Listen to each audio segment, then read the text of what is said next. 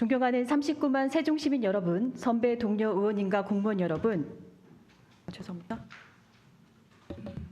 안녕하십니까. 나성동을 지역구로 두고 있는 더불어민주당 김효숙 의원입니다.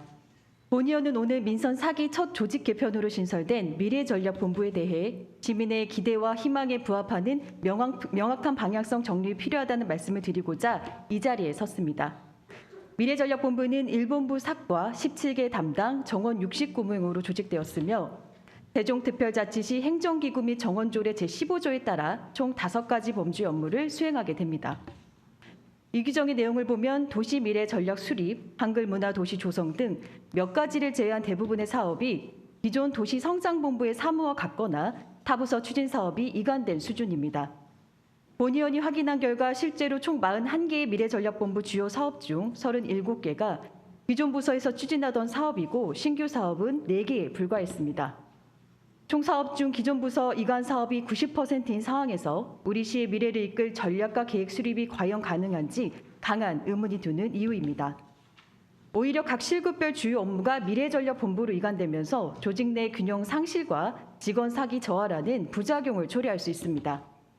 상당수 사업이 불가피하게 타부서와 협업하는 구조로 이어지다 보니 자칫 조직 내 옥상옥 구조를 형성하거나 기획조정실이 엄연히 존재하는 상황에서 또 다른 기획조정부서가 중복되는 것 아니냐는 우려마저 생길 수 있어 보입니다. 미래전략본부 각과별 업무 분장을 살펴보아도 현재로서는 세종시의 미래를 이끌 내실 있는 사업이 추진되리라는 기대를 갖기에는 역부족이라는 것이 본 의원의 판단입니다. 전략기획과의 경우 교육특구 사업은 실체가 없고 경제자유구역 지정도 정부의 결단으로 진행되는 사업일 뿐이며 정작 자족기능 확충에 필요한 굵직한 기업 유치 등에 대한 고민이 보이질 않습니다. 비단강 금빛 프로젝트, 중입자 가속기 연구의료센터 유치, 한글 문화단지 조성 등도 사업 진행이 불투명하거나 중장기 사업으로 시민들이 변화를 체감하려면 긴 시간이 필요합니다. 미래수도 기반 조성과의 경우 정부 주도 사업이 다수여서 자체적으로 성과를 낼 수 있는 사업은 제한적입니다. 국회 세종의사당 건립 등 국정과제 추진을 뒷받침한다지만 관계과의 역할이 서포터 수준에 그치는 것이 과연 적절한지 의문입니다. 지역균형 발전과 역시 전체 사업 상당수가 기존 사업에 불과합니다. 지능형 도시과의 업무도 기존 스마트 도시과와 별 차이가 없으며 특히 스마트 도시 조성은 국가 주도 사업으로 현 단계에서 지능형 도시과가 주도적인 사업 추진이나 역할을 하기에는 제약이 큰 상황입니다. 우리 시 기존 조직인 도시성장본부에 이어 미래전략본부가 신설된 지 한 달 반 정도 지났습니다.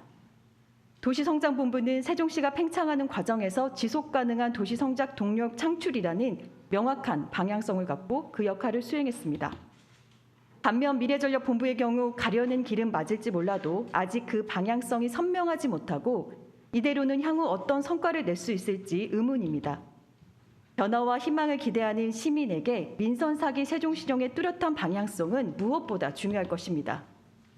세종시는 조속히 미래전략의 확실한 개념을 정립하고 시민이 공감할 수 있는 비전과 세부 시행 계획 수립 등 구체적인 로드맵을 제시해야 합니다. 미래전략본부는 시의 미래를 이끌 신규 사업 발굴과 추진을 위해 치열하게 고민해 주시고 타부서와 업무 중첩이나 혼선이 빚어지지 않도록 세심한 주의를 기울여 주시기 바랍니다. 세종시는 기초와 광역 업무를 동시에 수행하며 업무량이 타 시도보다 집중되는 특수한 행정구조입니다. 따라서 지금은 조직 신설에 급급하기보다 현 조직을 면밀하게 점검하고 시의 특성에 맞는 근무 여건 개선과 조직 문화 재정립이 더욱 절실한 때임을 명심하시길 바라며 마지막으로 세종시는 신설된 기구에 대한 우려를 불식시키고 자족기능 확충과 행정수도를 넘어 대한민국의 미래를 이끌 도시의 모델을 제시할 수 있는 동력 확보와 추진에 최선을 다해 주시길 당부하면서 5분 자유 발언을 마치겠습니다. 경청해 주셔서 감사합니다.